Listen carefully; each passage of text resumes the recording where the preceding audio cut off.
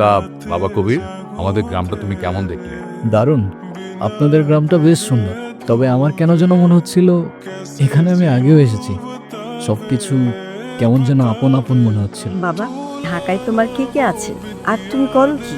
আমি একটা রেস্টুরেন্টে জব করি, একাই থাকি। পরিবার বলতে তেমন কেউ নেই, অনাথ বলতে পারেন।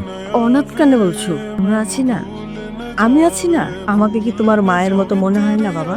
তাছাড়া সব মায়ের না সব সন্তানকে আপন মনে হয়, অনাথ মনে হয় না।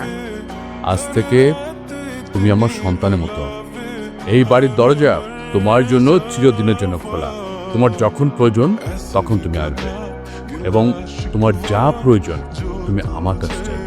আপনাদের এই ভালোবাসাগুলো আমি কখনো ভুলতে পারবো না। আমার মতো একটা ছেলেকে আপনারা এভাবে আপন করে নেবেন ভাবিনি। আপনারা সবাই খুব ভালো মনের মানুষ। আপনাদের সাথে বসে প্রথমবারের মতো পরিবারের ফিলিংটা বুঝতে পারলাম।